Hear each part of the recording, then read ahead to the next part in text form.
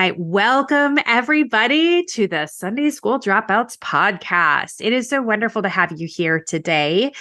It is just me, Laura, who's here today. Andrew is out, unfortunately, but he is sending his thoughts and prayers, which, of course, we covet those, right? I'm really excited about today's episode. We have with us today Dr. Tina Schermer Sellers, who I have followed and her work and her social media for such a long time. Dr. Tina is one of the groundbreaking researchers when it comes to purity culture research. She's been in the field of academics, sexuological therapist, has a PhD in all of this, and now writes amazing books to help people understand both purity culture and the impact of purity culture, as well as having her own practice where she works with couples. I have really appreciated Dr. Tina's work because it put a lot of organization around the things that I have experienced and helped me understand to a greater degree what clients were experiencing as well. She'll touch on this in the interview, but one of the things that Dr. Tina first noticed and kind of put on the map, which was a very provocative thing at the time, is that a lot of when she was, and she'll get into this, when she was doing her research kind of accidentally with her students from her human sexuality class, like over the course of many years, she started to notice some different themes in the research. And one of them was that many of the people that were coming out of purity culture, who had grown up in purity culture with those practices, messaging, lifestyles, things like that, were now experiencing the same types of symptoms that victims of sexualized violence, assault, and rape were experiencing, which is wild. And yet, years and years later, we are seeing that that hypothesis, or which was just a hypothesis then, is actually being backed up in research now. There's many articles in journal peer-reviewed empirical evidence that suggests that what Dr. Tina was talking about all these many years ago is actually what is happening. So this is part of our purity culture series. Last month, as you know, we had an expert and another individual come on who spoke more specifically towards the experience of growing up male or being socialized male in purity culture, which was absolutely fascinating. This month, we're going to be focusing more on the experience of being a woman or being socialized female as we grew up in purity culture. So you will hear some of those questions being a little bit more directed at the experience of being a woman in this system. But I do think that it's such an interesting interview. But I do know that some of the things that we talk about in this episode may bring up a variety of different feelings, emotions, triggers that could require additional processing or may feel like it's too much to handle right now. So please always feel free to skip any part of the episode or the entire episode and come back if and when you are ready. Our goal, of course, is to help you trust your own body, your own lived experience, and take what you need and leave what you don't. So we are going to have that interview, but before we get into that, I think we should have a little vocabulary lesson. Y'all, I did not plan this. We have many great submissions in terms of questions that people are asking and terms that people are wanting us to define. And we just have kind of plugged them in. And interestingly, today's kind of goes on topic with the theme that we have been talking about the last few episodes within the context of purity culture. And our vocabulary lesson today is on addiction, porn and sex addictions. Do they exist? And why do churches focus on them so much?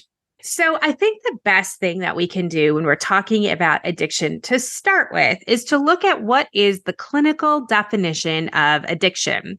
So according to Psychology Today, a person with an addiction is somebody who uses substances or engages in a behavior for which the rewarding effects provide a compelling incentive to repeat the activity. I think it's important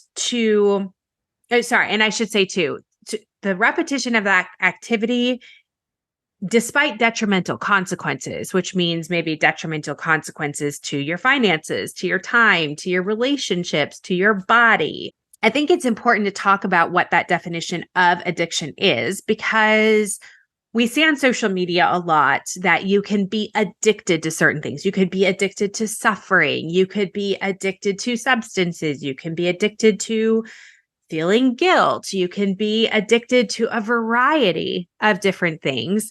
And I know I've even said that before. Oh, I'm addicted to my guilt. I remember, going through some different trainings, educational trainings, and hearing people talking about the feeling of being addicted to feeling guilty, right? And the one thing I think is important to recognize is that really, when we're talking about addiction, especially with this definition, using substances or engaging in behaviors for which the rewarding effect provides this incentive to keep doing it regardless of the cost, that is traditionally attributed to things that are maybe a bit more negative or considered colloquially negative, that have a greater risk associated with them. Things such as gambling, things such as, using substances or alcohol, drugs, things like that.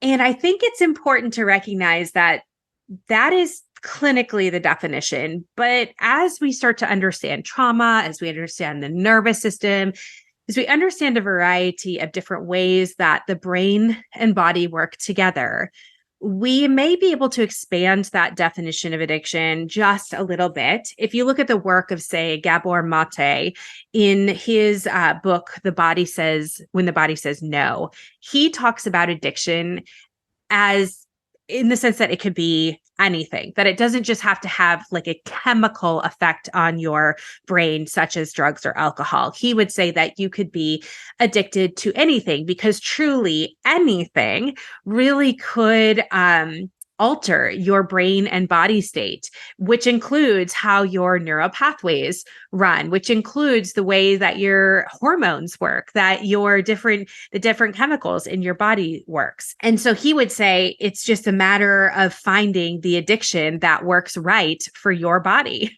And he would say that most of us engage in sorts of addiction and addictive behaviors. And the caveat with that, and this is what I really appreciate about his work, is that he would say that addiction is directly correlated to trauma, in the sense that the addiction, whether that is to exercise, to eating, to spending, or like engaging in risky behaviors, substances, anything like that, he would say that that would be a symptom for dealing with underlying trauma, overwhelm, pain. It would be the way that you deal with it, the way that you cope, the way that you numb, the way that you avoid, all those things. I tend to agree with that. But I think it's also important to recognize that certain addictions, for instance, addictions to drugs or alcohol, have a different type of effect on our brain and body than perhaps an addiction to exercise, right? So we do have to look at, I think it's important to really look at what does kind of some of the research say in terms of like the actual impact of our body. So we know that over time, the use of things like drugs or alcohol can severely impact the way that your brain organizes information. It can cause a variety of neurological conditions, physiological conditions. And so we might consider that that type of an addiction needs a more specific treatment, whereas other types of addictions may require more of what we can do without detox centers. Hopefully that's making sense. I don't want to categorize and say this addiction is worse or this addiction is more real or whatnot. I do prefer what Gabor Mate talks about in terms of, the body using that as a coping mechanism.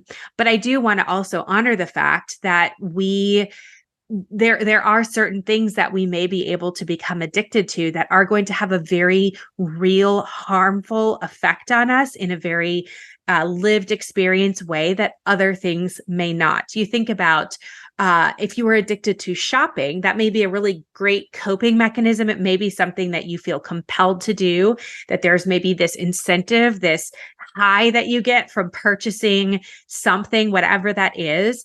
But there's not necessarily going to be physical harm done to your body by continuous shopping. Now, there may be physical harm to, or not physical harm, there may be harm done to your bank account, but it's not directly linked with, say, neurological disorders, whereas an addiction to opiates might be, right? So I just want to be careful and aware that we're talking about things like addiction with also understanding the natural consequences of what those behaviors would cause. So in this case, we're talking about sex addiction and porn addiction. This is really interesting because if you start to look at the research and you hear some of the conversations in academic circles around porn and sex addictions, a lot of people would say these things don't exist. Now, under Gabor Mate's definition of addiction, they technically would exist.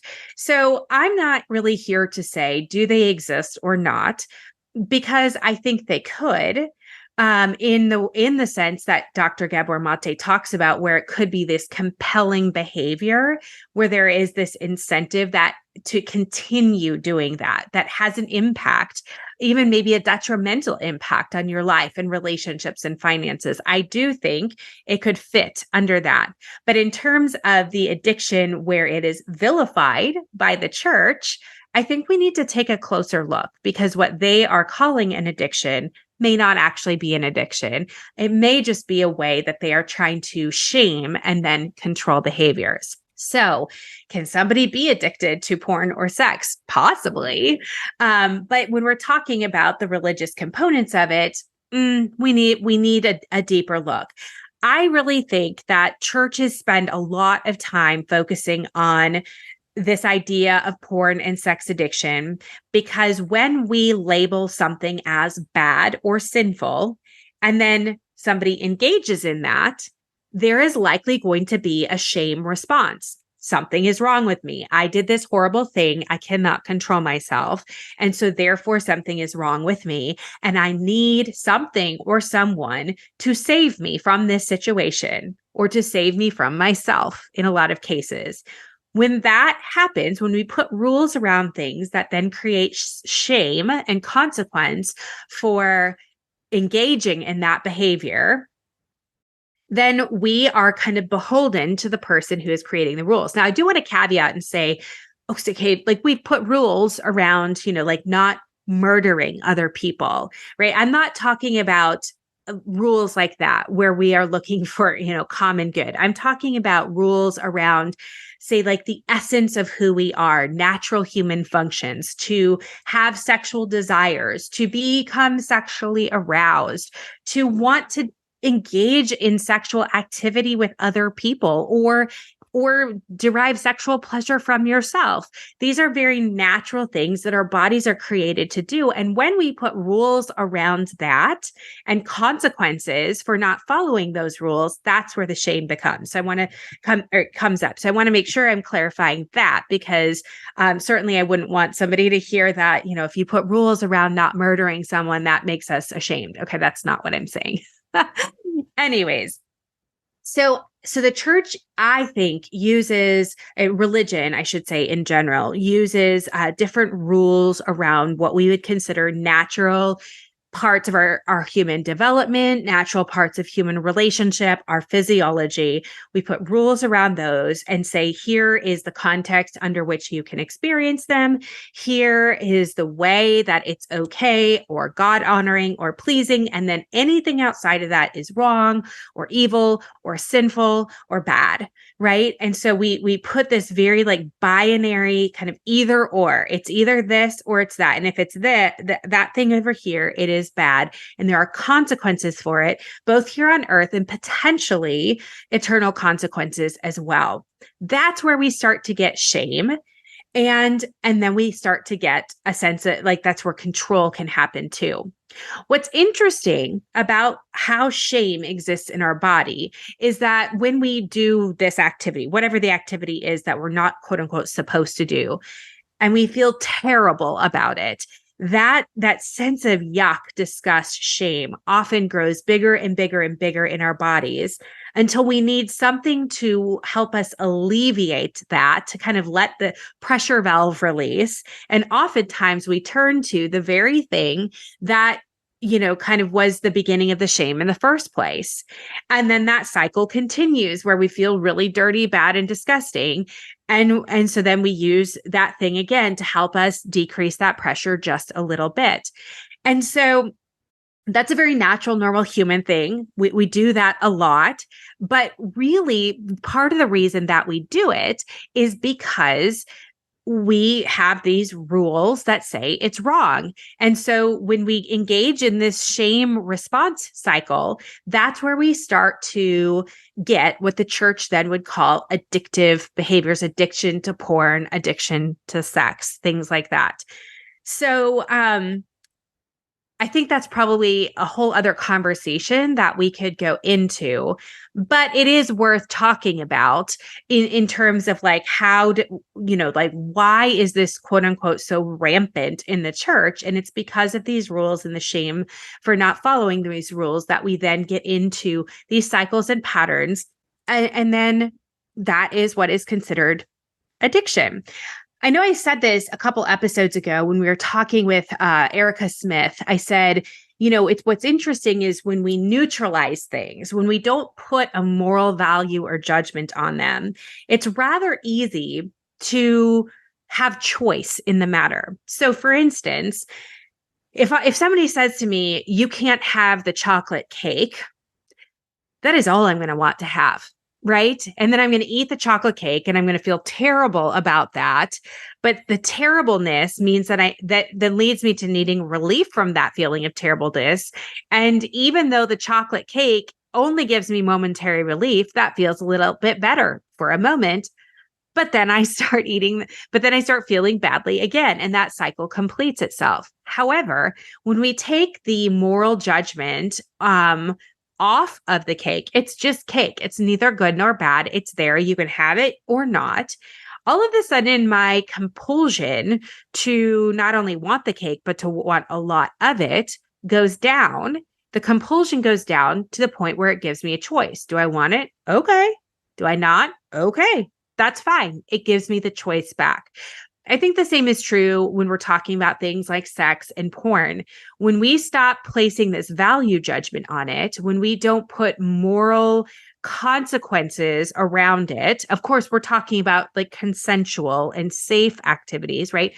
When we don't say, okay, that's good, that's bad, it's only for this context, it's not this context. When we try to control it for other people, if we took those labels off and we said, it's this thing. You can engage in sexual activity that may or may not include porn. There's not a moral value judgment against it. It would be really, it's not shocking then that all of a sudden the use of it or the desire to use it or the struggle to not use it goes down significantly. It was really interesting. I don't know if people listening are familiar with the podcast Smartless. It's it's Will Arnett, Jason Bateman, and one other guy. It's the guy from Will and Grace. I cannot remember his name, Sean something. Anyways, their podcast is very funny. And when I first started listening to it, I decided to listen to one particular episode because I liked the guest that they had on.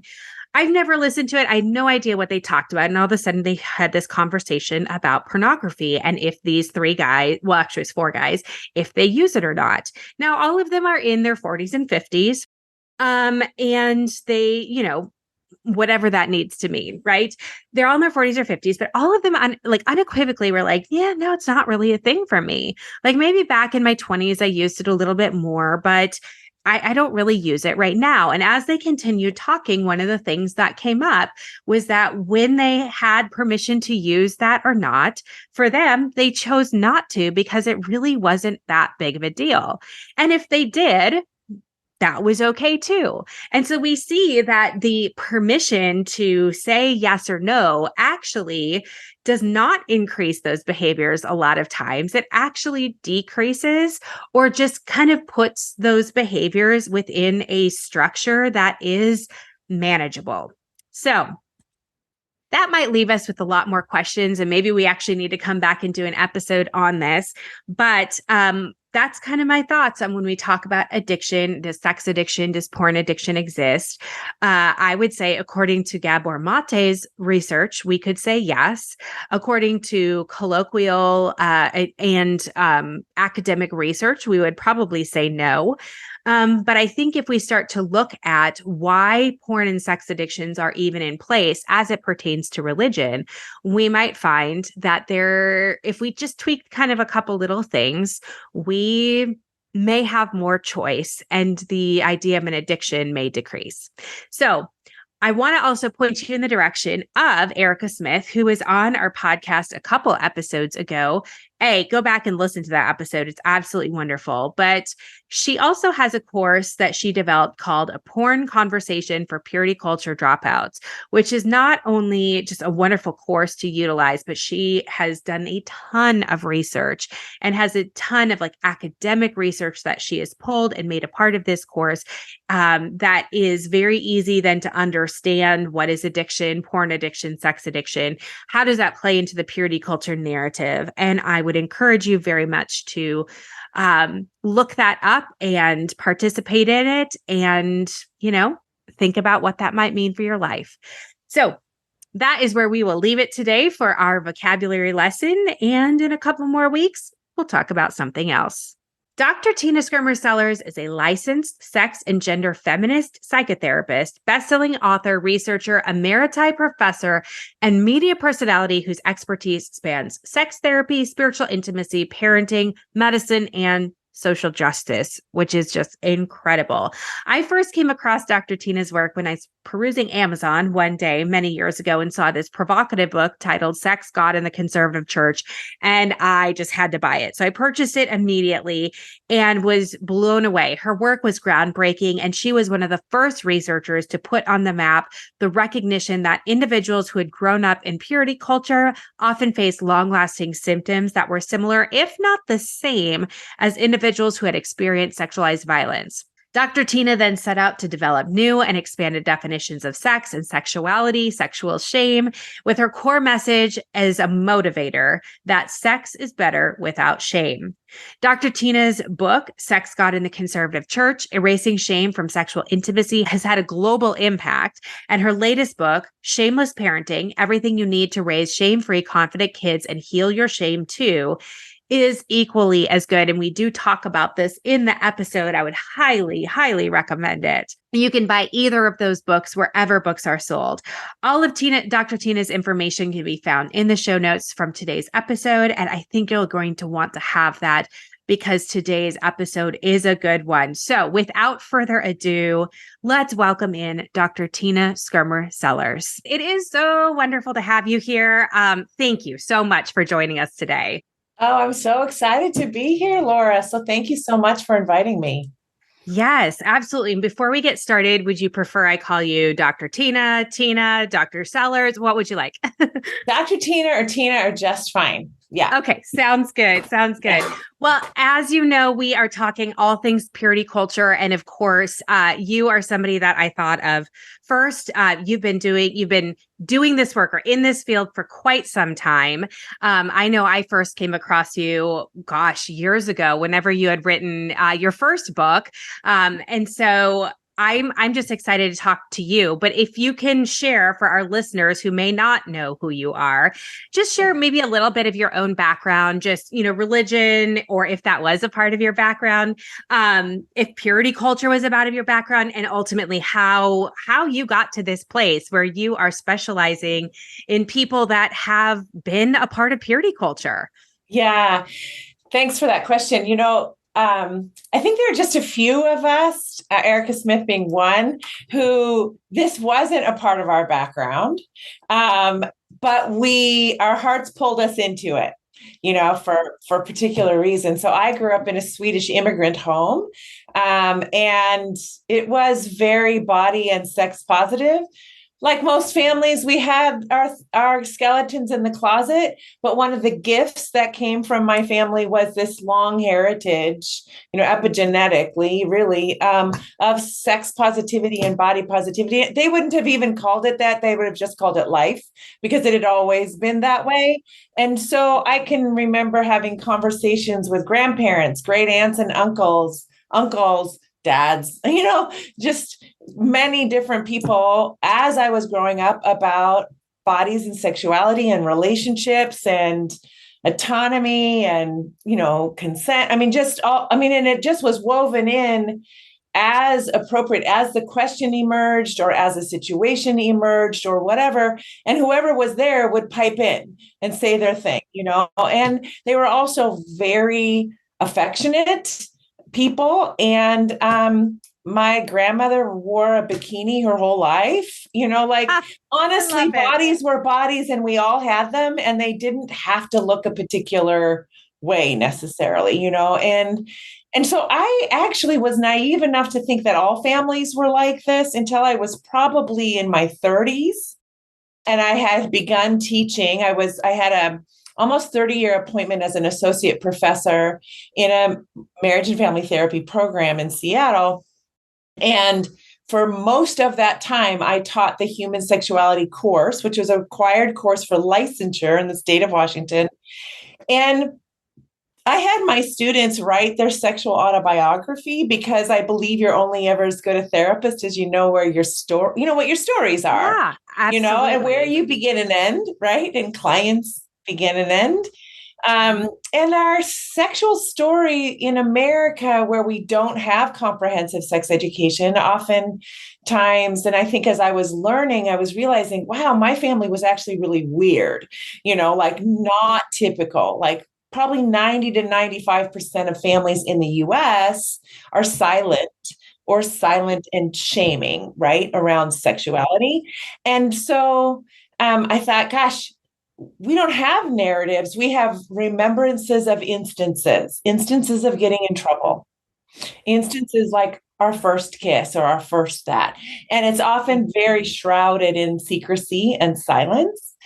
And I thought, gosh, this is a really vulnerable place for therapists if they don't know what their story is, to get confused, to be guiding people through their biases as opposed to real education and whatnot. And so I asked them to write that. And it was through reading hundreds and hundreds of these over my career that I started to get a sense of what the general narrative was in people's lives, and how things changed, in around the year 2000.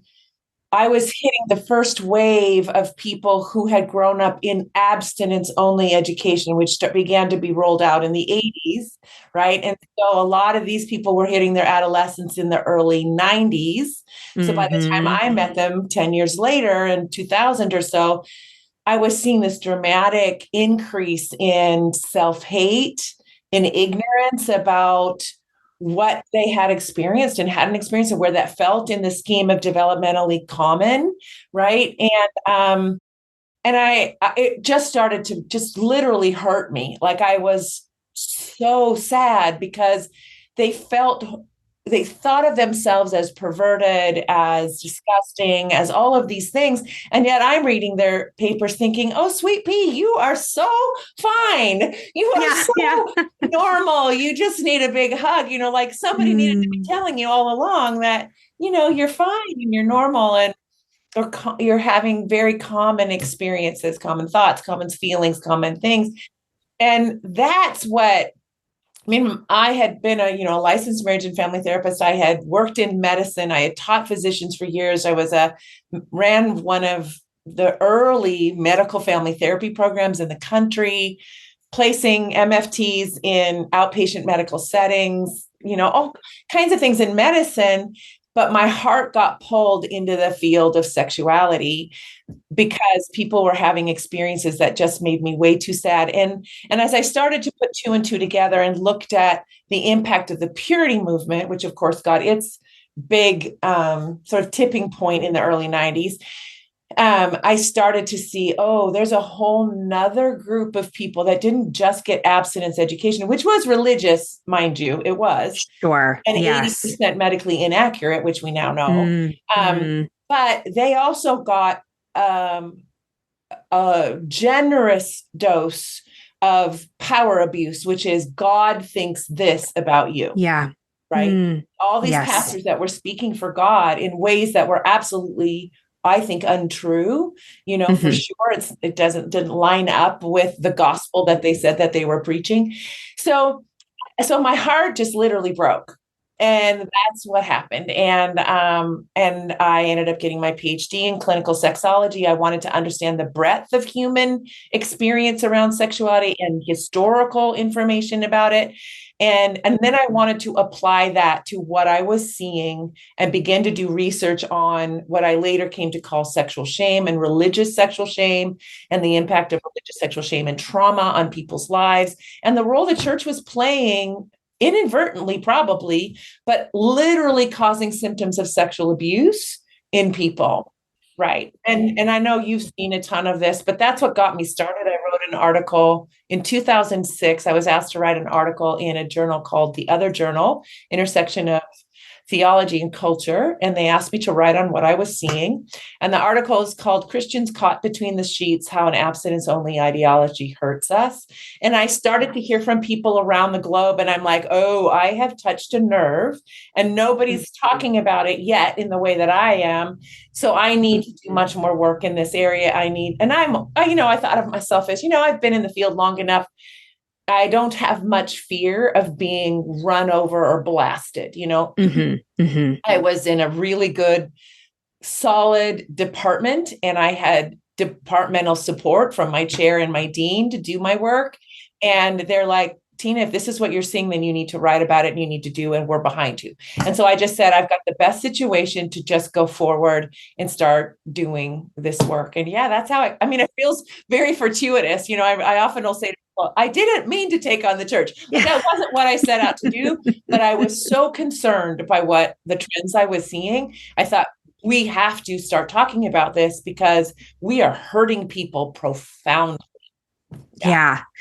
Yeah. Oh, I have so many things I could say personally and professionally, but you kind of led right into the next question that I wanted to ask is, I would be curious to hear, like, what were some of the findings? What were some of the things that you were seeing both from your students and in your own clinical work, like the physiological and psychological impacts of purity culture, abstinent teaching, and of course, what you said, these dynamics of power and control that are inadvertently coming out of this messaging. Right. Exactly. Well, I was teaching grad students, so I would have people anywhere from 25 to 45. And I was hearing from some of my younger ones at the really early stages, some of my younger students that are in their 20s and early 30s, many of which were describing pelvic floor issues, erectile dysfunction, absolute out of control anxiety with regard to dating or being with somebody intimately, and yet really desiring to be with somebody, but their whole body would take over the minute they were in a situation. They were going out on a date or whatever, and they are trembling. They're having a full-blown trauma response throughout it.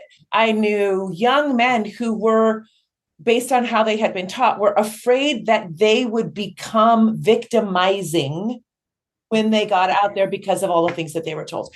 And so they would freeze, right? And so I just saw trauma response after trauma response happening, and people's bodies bearing the story of this trauma, right? It was held in their flesh. This was, of course, like I said, the mid 2000, 2005, 6, 7 in there. And that I was starting to just really put things together.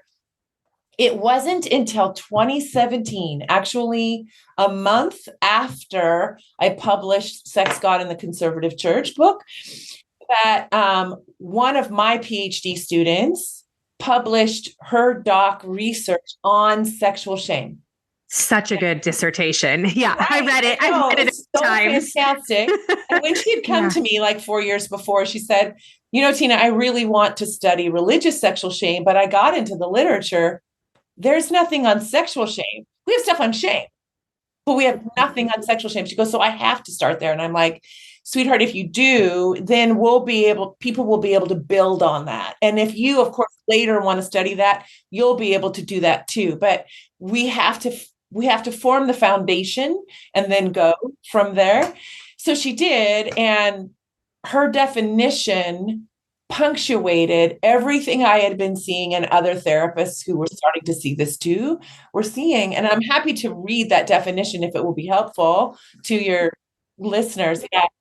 Like I said, I've read the dissertation a few times for my own research, and it's so brilliant. I mean, I don't know that most people are like fascinated by reading dissertations, but hers is one of the best I've ever read. It is so compelling from beginning to end. So yes, please read the definition. Yeah. Yeah. And I was really grateful that she got a presidential award at her graduation for one of the best pieces of research done. And I was just so proud of how thorough she had been, and what she had come up with was gold. Like we in the field, we needed this definition. It's succinct. It tells us, it answers the question that you were asking. What is the effect? What is the effect of sexual shame? And what's interesting, in her subject pool, she only had like 3 people that had religious backgrounds. All the rest of them did not describe, because she asked the question in her demographics, did not describe having a religious background. So what this shows us is that how prevalent sexual shame is in our culture, right? And there are reasons for this, because of regulations that we removed in the early 80s that had to do with media and the increase in sexual violence in video games and video music videos, later in the internet, in pornography, right? All of these things have increased since the mid 80s, all because of the way that we now run our country and what we value and what we don't value. And so this is, of course, on people who've experienced, the vast majority of people who've experienced purity culture, but it's so much bigger than that. And it's important for us as a country to understand that, I think. Mm-hmm. So here's the definition. Sexual shame is a visceral feeling. So in our bodies, a visceral feeling of humiliation and disgust toward one's own body and identity as a sexual being, and a belief of being abnormal, inferior, and unworthy. So core to our self-esteem, core, the very essence of it. This feeling can be internalized, but it also manifests in interpersonal relationships, having a negative impact on trust, communication, and physical and emotional intimacy. So all of the key areas of where we intimately attach to people we deeply love, right? It's affecting us right there at the heart of that.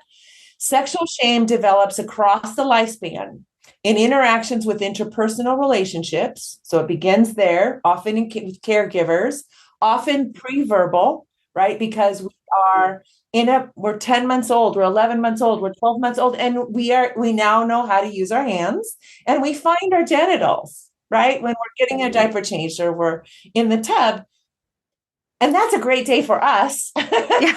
But it is often not a great day for the parent or caregiver, who also is filled with shame that they got growing up. And then they slap their hand away, or they say, oh, gross, and we scare them with a response that makes no sense to them. So it's pre-verbal, but then it goes on to say, so it says interpersonal relationship, but then it says one's culture and society. So when you think about the way we run our economy is based on people feeling badly about themselves, feeling unworthy, right, of love and belonging. So then they spend more money to get more things that they think will make them good enough, right? So one's culture and society. We know that 50% of 6-year-old girls are modifying their diet, 2/3 of 9-year-olds, 90% of 15-year-olds, right? That is how influential our culture is on this sense of self-esteem, right? So it goes on to be then a feedback loop of first interpersonal relationships, then culture and society, and then a subsequent critical self-appraisal. So we get that inner critic going that just loops every day for the rest of our lives, unless we do work to notice it and begin to stop it, right? There is also, it goes on to say, there's also a fear and uncertainty related to one's power or right to make decisions, including safety decisions related to sexual encounters, along with an internalized judgment toward one's own sexual desire, right? And I like to often say that Peggy Ornstein, who wrote 2 phenomenal books, right? Girls and Sex and Boys and Sex. In Girls and Sex, she interviewed 80 girls between 15 and 22. And she found, and again, same thing, sample size, very few people had described having religious backgrounds.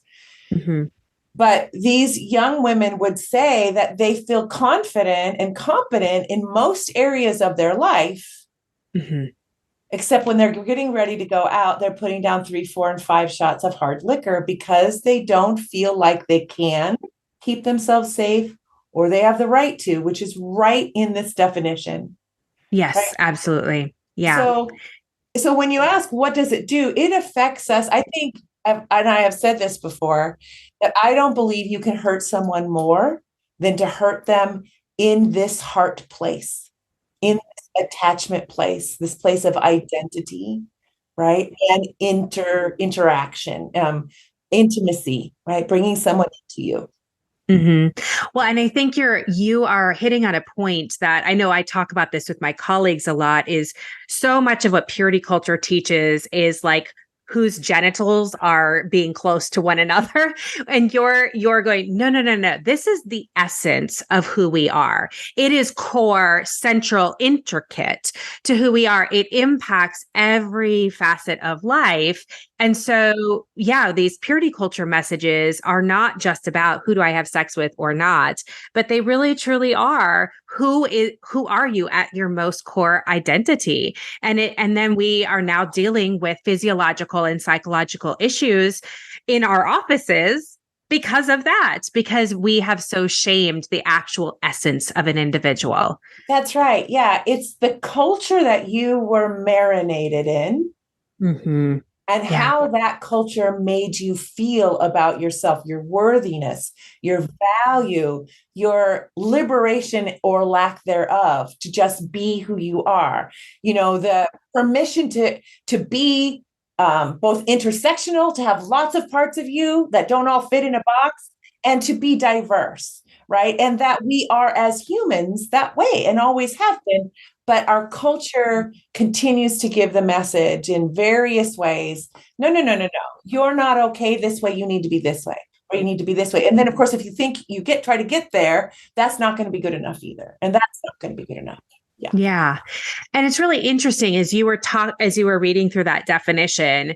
Of course, yes, it fits culturally, but I was like, yeah, there is no difference between like a cultural message of sexual shame and then this religious message of sexual shame, except for we now have a higher power that is supposedly mandating these practices, which puts eternal consequences in place for not practicing certain messages. Yeah, that's part of how the power abuse has been used. In the empire religions, the ones that were established and organized and institutionalized, right? They became about patriarchy. They became about power and control. They did not become about helping you see how valuable you were and that you were created just the way you are, exactly the way you are, on purpose, and it's good. It's good and it's wonderful. And tell me about you. That's not what people are getting in empire religious spaces. Yeah. So I'm curious to know, because you spoke a little bit, we've got sexual pain, we've got, some of the sexual dysfunction disorders. Do you also see what we might consider some of the more psychological disorders, anxiety, OCD, depression, as a result of purity culture and its messaging? Oh, absolutely. Like I was saying, I have met many people where they get in a situation, right? They're wanting to date or they're wanting to get intimate in any way, seriously, and their body literally starts to shake. They get sick to their stomach, they have a trauma response, a full-blown trauma response. And then of course, because they don't understand that, they think something's wrong with them. What is wrong with me, right? What I started to see a trend that the more earnest and anxious somebody described themselves as a child and even as they were growing up, often the deeper the wound, the deeper the Interesting. trauma response. And so we're nature nurture, right? We're both. And so you've got some little kiddos who they're just more anxious and they're just more, they want to follow the rules and they want to do it right and they want you to be proud, right? And then you have, and I'm going to bifurcate this because of course we have a huge continuum, but you've got people who are like the independent thinker little kid who's like telling you what they think and Yeah. they don't agree with you. And you know what I mean? And they're more independent in their thinking and they're more we might throw the word rebellious on them, but really it's a kind of independence. It's a kind of creativity, right? And they're not as easily influenced by power in the same way, right? And so they brush things off. They think for themselves, right? And so they will have some trauma in them, but it won't often be as deep as that person who was naturally more earnest and naturally more anxious, right? And who really absorbed like a sponge all of this into their identities, right? And Yeah. I think it is this combo, of nature and where, again, what was their particular home culture like? What was their particular community culture like, ethnic culture like as they were growing up? And obviously and I say obviously because I just think kids are sensual and interested in learning about their environment. They are part of their environment. Their body is part of their environment. You and your body is part of their environment, right? They want to learn about it all. And if they're constantly being given the message hundreds and hundreds of times, literally before they hit 5 or 6 and remember something, Hmm. these are just stacking experiences of shame, sexual shame onto them. So it's deeply in their psyche, in their child psyche. Yeah. Yeah. And I wonder, you briefly mentioned this before, but you've worked with a variety of genders, I'm sure, over the years. When you think about women or those who are socialized as female growing up in these cultures, are there any messages and or kind of long-lasting impacts that you see primarily impacting women? Yeah, people who've been socialized as women, and this is true for people who are transmasculine but transition later. Um, they often get messages about how dangerous men are, Yes. how they are responsible for what men do. In other words, what were you wearing? What were you drinking? Where were you? In other words, victim blaming, right? So we blame the woman for the man's misbehavior, which we can trace back in history thousands of years where men blamed women for what they did. All the way at the beginning of the fourth century, at the beginning of the formation of the Christian Empire Church, we can see that happening then. So we know this has been around and has been in our politics and in our laws forever.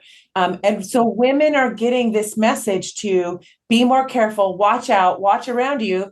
Men are allowed to treat women in ways that are frighten them. I'll often say that if you are socialized female and when was the first time that you remember being sexually objectified? Were you whistled at 9 by a car that went by, or where you realize all of a sudden, oh, my world isn't as safe as I thought it was, right? Yes. And if you're socialized male and you start to get maybe some height, maybe some weight on you, do you begin to feel less and less threatened in your world Mm, as you enter into your adolescence, right? yeah. Because maybe you're being given more uh, privileges, just simply because you were born, with male parts, and being socialized male. Um, Now, of course, there's a lot in between. There's a lot of kids who don't feel like they fit their genders. You start having gender ideas or ideas about where you fit, at 2 and 3 and 4 years old, long before most kids are feeling attractive or attraction kinds of feelings. They're feeling like, do I fit what I'm being called girl, called boy, or do I feel somehow different? Now, those kids that feel different, they are often, if their environment doesn't feel safe to them, they're keeping that to themselves, right? And so they're taking in these socialized messages, but they're feeling like they don't belong. And of course, that's going to have an effect on them too, right? In some ways, it will sensitize them to the messaging, but it also can make them feel, again, not good enough and not right, all of that. So, yeah. Yeah. So just on that track then of kids, children, I know the second book that you wrote was really on parenting and that shame resilience and things like that. Can you just, speak to that a little bit more? Because I think that's so important, especially for people who grew up in purity culture. I know when I read your book, like I don't have children and I will never have my own from my body, but I know there is a lot of reparenting work that I had to do. And so that the book felt very helpful for that reason to me personally. So yeah, I'm just curious to know if you can tell us about your second book and how that's. Yeah, shameless parenting. Everything you need to raise shame-free, confident kids and heal your shame too is the subtitle. It grew out of hearing from so many parents who said to me, I don't want to do to my kids what was done to me. Can you help me? And I said, absolutely. I will give you something that will help you feel like I'm holding your hand. It's stuff that I've been teaching physicians for years and therapists for years.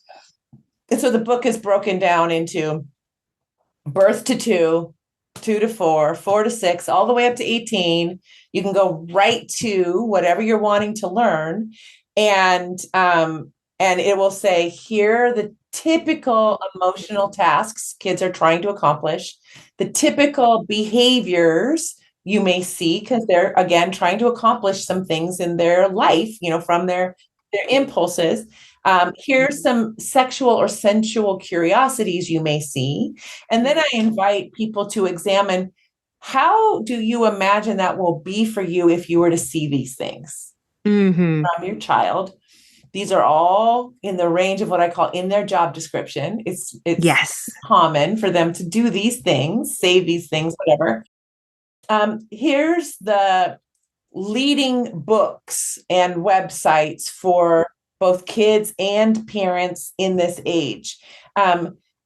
And people have been using that book the way I'm like, you don't have to have it all figured out. Just try to be 2 years ahead of them. That's all. Yeah, sure. Yeah. Oh, we're there now. And then get the stuff, read what's coming up, get those things early. That's all you need to do. But I have heard from many people, Laura, who are saying what you are saying, like, I don't have kids, or I have nieces and nephews, or whatever. I Yes. picked up that book and it helped me see what I didn't get, what I wish I would have gotten. And it just helps me see the landscape of my life so much more clear. And it helps me know where I can go to get some of this accurate information, and I'm like, get yourself some of those kid books. They're actually wonderful, and we have them now. We didn't have maybe a generation ago to the degree we do now, but they're fun. And then you'll have them around. And if you have kids come over, or you're going to visit a friend that's got them, take them with you, so it's ended up being helpful in both arenas. I also, and this is actually how the book came about, I started by putting together handouts. So every age, birth to two, whatever, is a front and back page handout. And was putting it together for doctors and Oh, clergy I love and that. therapists and coaches and community leaders who found themselves in these conversations, right? But didn't have anything to hand people. And I knew from working with doctors for so many years that they'd be like, do you know how much I have to accomplish in a well child visit? Like, do you know? And I'm like, I know, honey, Yeah. it's like beyond what you should ever have to do. And now, of course, you have to do all your own, Yeah. charting and all that. Charting. Yeah. So I said, how about I make something for you that when you're doing a 3-year-old well child visit, you can just say, here's something else for you that's going to kind of catch you up a little bit on what your kiddo is going to do in the next few years. And then if you have questions, let me know. And just to make life a little easier for all those frontline workers, actually. So when I had done that, I passed those around to a bunch of different colleagues of mine before I sent it on to an illustrator. And I said, just tell me what I missed, Yeah. like, Yeah. is there something in here that I missed? And so I got some really good feedback. But one of the pieces of feedback was, Tina, this should be in a book. Parents actually really need this too. And so that's when I kind of I was finishing the other project, I went and put the book together. And so it's been fun because I can point people to my website and say, if you're a professional and you want a handout, you can buy the license and you can run as many copies as you want, laminate them, make posters. I don't care what you do, just you have it. But if you're a parent or you're somebody that just wants to learn on your own, then the book is actually really more handy for you to work with. Yeah, so that. It really was organic. I didn't even, again, set out to do it, but I had people say, this is what I need. Can you help me? And I'm like, yeah, sure. No problem. Well, I think, I grew up in, I probably fit the profile of the students that you were seeing because I, grew up in the 80s, was, part of the first True Love Waits campaign wave of Yes, people yes. and everything. And I remember years ago, a therapist of mine said, she goes, please don't find this patronizing. She said, because she had I think like a 10 or 12-year-old daughter at the time. And she said, this is the book I'm going through with them for basic, like body education, right? It was The Care and Keeping of You, which I'm sure you're familiar with. Yes. And she goes, I really think that you should read it because there's so much of that reparenting piece that so many people coming out of purity culture never got.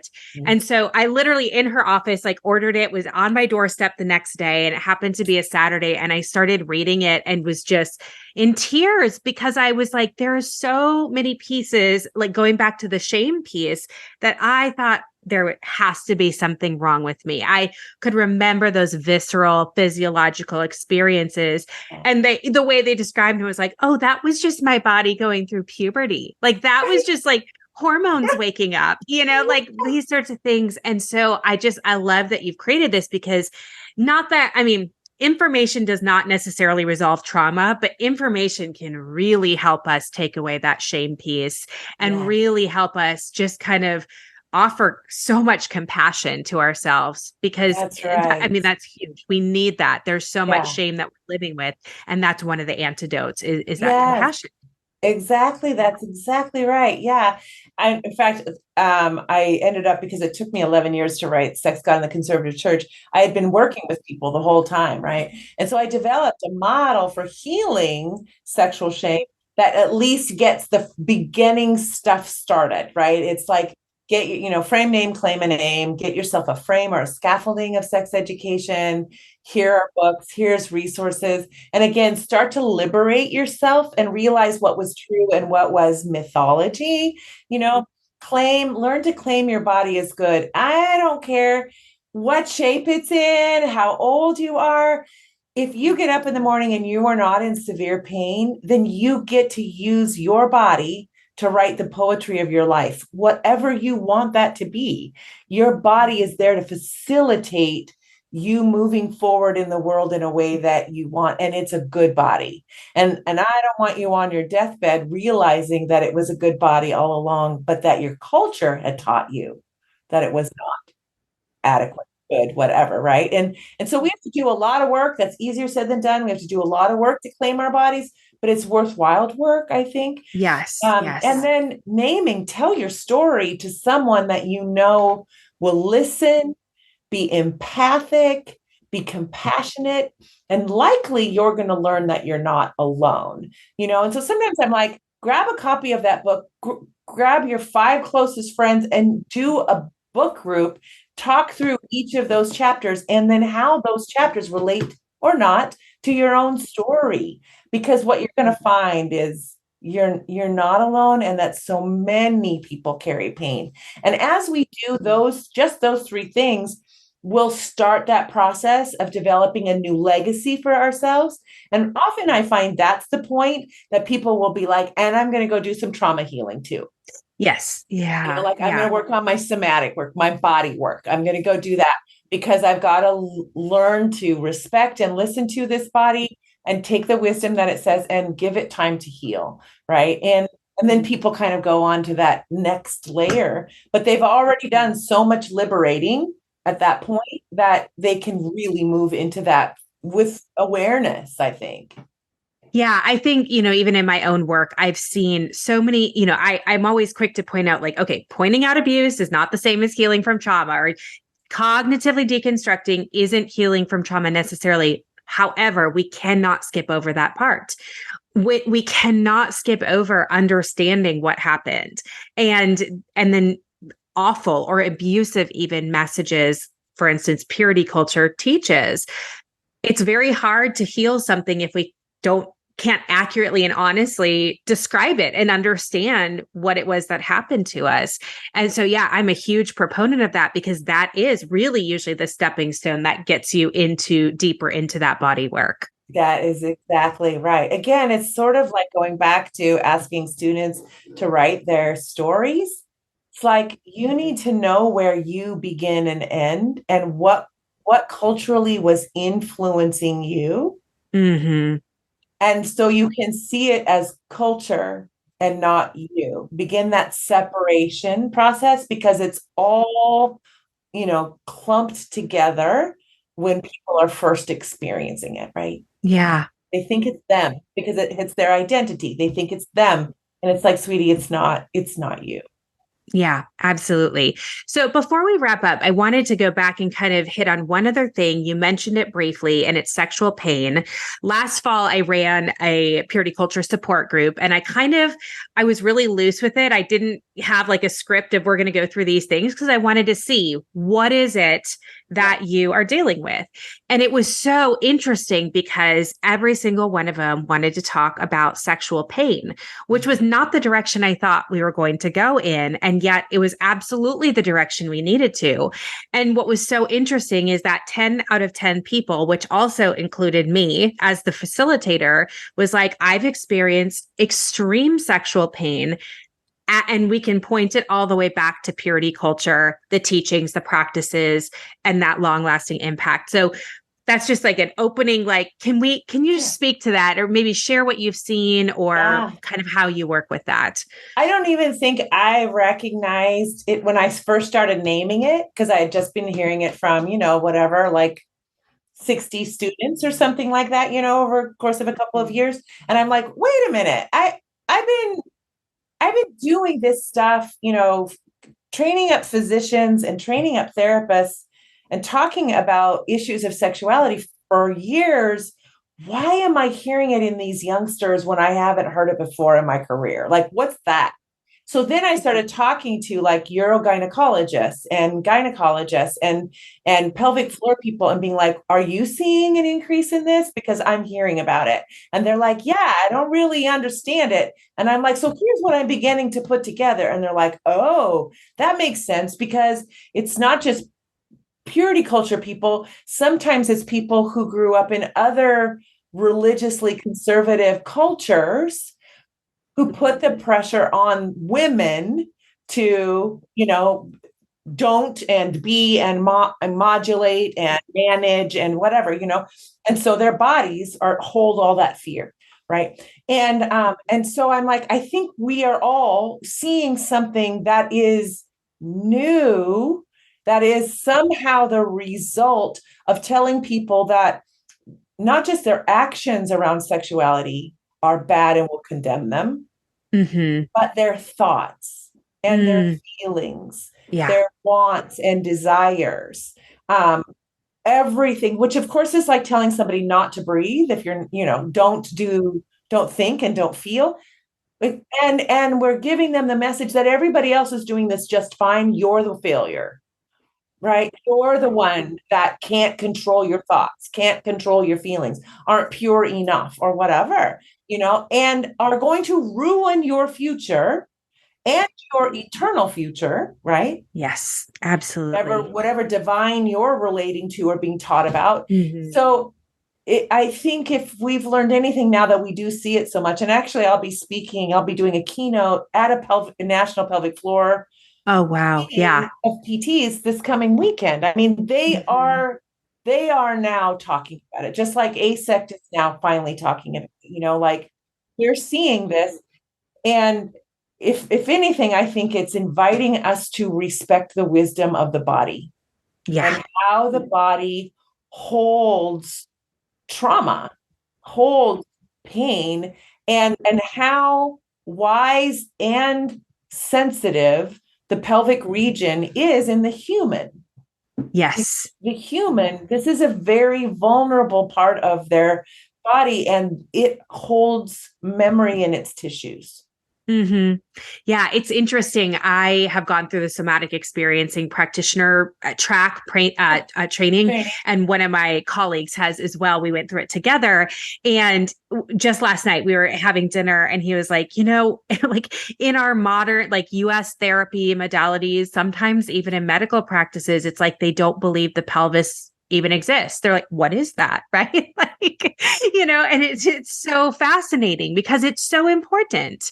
Right. Well, and this is very true. We have not changed how we do our general physical therapy training. And general physical therapy training avoids the pelvis.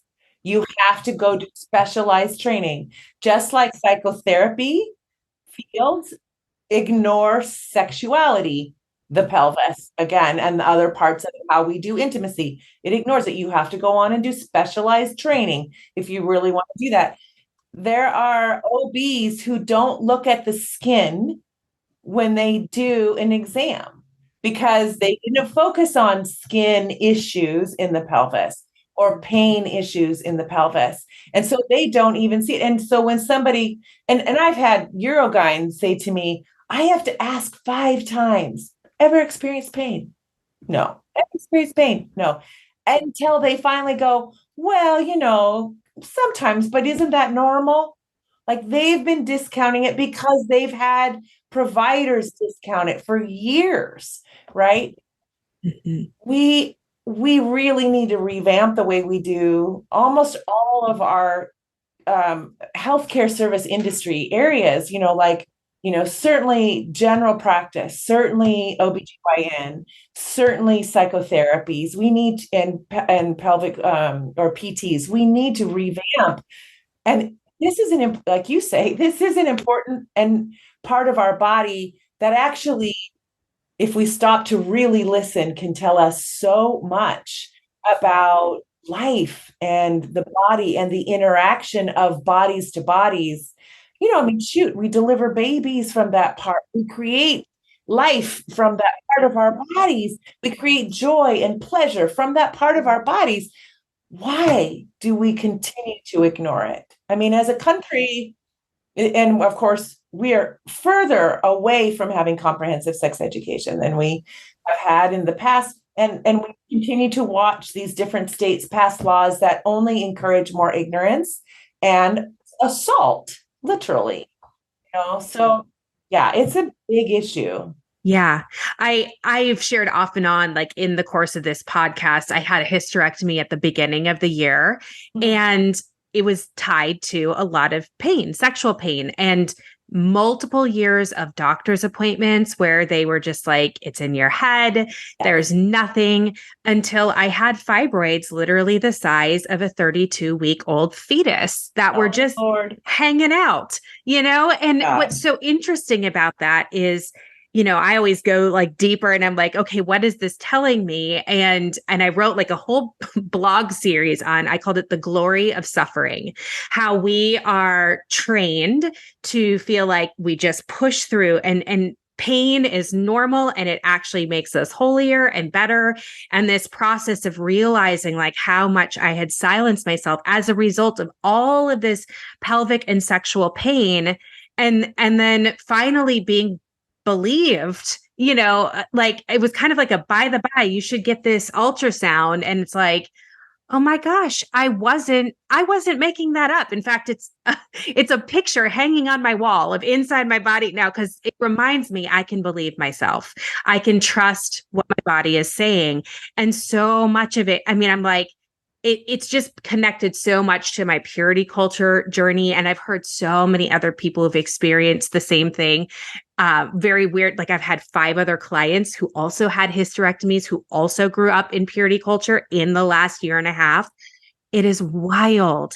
So I love to hear the work that you're doing with multiple professions, because I don't know if this is true in other countries, but at least in the United States, I just find us to be very ignorant, and we are actually harming people further by not having this information or not connecting the dots. And I love that you've been in the field as long as you have, because you've also seen that transition of like, there was a period of time where this wasn't as prevalent. And then this thing happened, kind of like we hit this point and now we see all this long-term impact. And I think it's really helpful for people to know that, because that also reduces shame. I'm not alone. We're seeing this in the research. We're seeing this in our offices. Absolutely. Absolutely. Yeah, no, because of my heritage and just the study and work that I've done, I'm very familiar with what they do in Holland and Sweden and Denmark and Norway and Iceland and those countries that have had for decades now comprehensive sex education that starts in preschool, goes every single year until their last year in school. It's age appropriate then, so it matches what they're curious about and what they need to know about. And it's not just body, sexuality, and reproduction, but it's body autonomy, it's consent, it's what's a good relationship, what's a good friendship, what is respect, what is mutual respect, when are you not respected. I mean, it's all kinds of areas of the human interaction that we need to equip students with. And they have low STI rates. They have low teen pregnancy rates. They have kids getting involved in sexuality later than they do in the US. Kids making better choices for partners right off the bat. There was one study I read where, and I believe it was in Sweden, 95% of the people, all of who were partnered but not married, 95% of them describe themselves in loving partnerships. Wow. So these are people who are sexual, but not married. And they're 95% of them are describing themselves in loving partnerships. Well, that's because they were raised to learn about love and respect and mutuality and caring for self and caring for other and speaking for self, listening to other, all of that stuff, all the stuff that we fail to teach in the US, because we still think if you talk about it, it makes kids do it, even though we have so much research otherwise that shows otherwise. I talk about, I think I don't know, somewhere maybe the 10 to 12 or 12 to 15, somewhere that one of those sections in the Shameless book, I talk about a book called Not Under My Roof for parents or for adults to read. And it's a woman who grew up in Holland, but then came to the US to do study. And she couldn't figure out why the adolescents and parents had such weird relationships here in comparison to what she was used to. And so she interviewed families in 2 towns in Holland and 2 towns in the US, families that had adolescents. She interviewed the adolescents and the parents around how they do dating and sexuality and all that stuff. And it's a brilliant, and then she turned her research work into a book. And this book just shows you, literally, you can listen to the kids and you can listen to the parents. She gives quotes throughout it, how it's different in those 2 countries, right? Kids kids say to their parents, because they know their parents can handle it, they've been able to trust them all along. They will say things like, well, so, I'm dating so and so. I'm still trying to figure out what I'm ready for next. Can you help me figure this out? Because I don't know that I know, and the parents are like, well, good question. Yeah, let's sit down and talk about that. What's happening now? What's working? What isn't working? Blah, blah, blah. And because they've been doing this all along, and it's been happening in schools all along, right? Wow. Yes. Wow. It's incredible. Well, I want to be respectful of your time. And I'm so grateful that you have been so generous. And that leads me just kind of into, is there anything else you wish that we would ask you or that you want to talk about, and or including resources that you direct people to? I know I'm going to put your books in the show notes for sure, but anything else that comes to Yeah. mind? Gosh, the one thing that's great, one of the things that's great about the Shameless book is that I give people resources all the way through for themselves. And so all my favorites are in there. And I did an update in 2023. So I updated all the resources. And so if you go to Amazon or wherever you go, you can look for a little symbol that says new edition on it. And that's the 23. And I hope to do that every 2 years, is go through what are the best right now for this age. So I just say, start enjoying reading about bodies and sexuality. And there's so many good books out there, like if you haven't read Emily Nagoski's book, Come As You Are, read that, right? Start there. Start with Emily, like there's just a lot of good stuff. If you do have religion as a place in your life, and you don't think it was around intimacy and sexuality, it was not helpful, then I think Sex, God, and the Conservative Church can be really helpful in giving an arc. How did we get here? Were we really meant to learn about all this sex negativity, or was there positive stuff that just didn't get passed on to us? And then what's the role that consumerism and capitalism is playing in that in our lives? So then you can just get clear. And then from there, you kind of go forward. But yeah, there's just so much out there that's good. And people are welcome to DM me from Instagram. It's Dr. Shameless on Instagram. They can DM me anytime, and I'm happy to answer questions or to point them in a direction of a thing, or I mean, you guys, I think, do this too, but we've got a list of asect people who are like different states that are like, I'm happy to work with somebody around religious sexual trauma if you want. And so sometimes I hear from people and I'm like, okay, this is who's in Oklahoma, or this is who is, because some of these states now are so unsafe to talk. I live in one of them. Yeah. Yeah. I'm in Tennessee, and it's just, I mean, yeah, it is not, there's a bunch of states that just keep getting a little bit more dangerous by the month and by the year for people of marginalized identities or any non-cisgender heterosexual white man, Right. So exactly. Which is a lot of people. A lot of people. Yeah. And gosh, we're just not, many states, instead of moving towards being more loving and equitable and caring, they are moving further and further in ways that are so hurtful and damaging people's sense of themselves in the world in a way that isn't helpful to anyone, right? It's just, it holds them back. And I'll just drop in this one thing. One of the things I've been doing this last year is studying psychedelic assisted therapy, because I'm so hopeful about the role that psychedelics, as they become legal, will be able to play in helping people move through their trauma and liberate them so that they can go on to live the lives they've wanted to live. And they won't be held back by PTSD, complex PTSD, which religious sexual trauma is. Right? Absolutely. Other kinds of traumas that people, that cause depression and anxiety and immobilization as opposed to liberation. And I just want to be a part of supporting people to heal. I love that. I love that. Well, I am so grateful. Thank you again for taking the time to be with us today. For those listeners, we'll have all of Dr. Tina's information in the show notes, including her books. Please, please, please go get them. They are wonderful.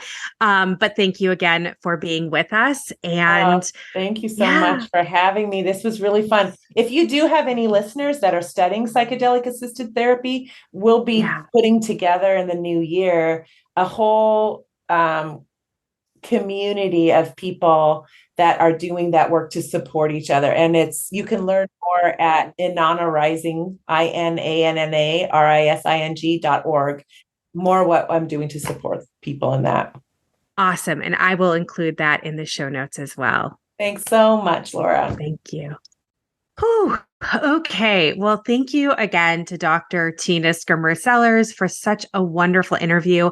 I feel like I could have talked to her for such a long time on both a personal and professional level. I really, really appreciate the work she's doing. And like I said, her work has been some extremely influential work that like on my own life. And so to be able to talk to her was, a little bit like fangirling. But I think what strikes me most is that conversation about sexual shame.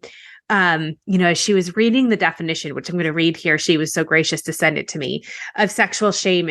I just couldn't get away from how it so accurately describes the lived experience that I know I had and that so many of my clients have had, but how closely it aligns to really the felt experience of growing up in purity culture. Now, of course, I can't say that unequivocally. I know everybody's body is different and how we experience things is different, but I just was really, it's something that is really sticking with me. So I asked Dr. Tina if she, after the interview got over, if she would send me the definition that she read from of sexual shame. And I just wanted to share it again. And I'm going to put this in the show notes as well. Sexual shame is a visceral feeling of humiliation and disgust towards one's own body and identity as a sexual being, and a belief of being abnormal, inferior, and unworthy. This feeling can be internalized, but also manifests in interpersonal relationships, having negative impacts on trust, communication, and physical and emotional intimacy.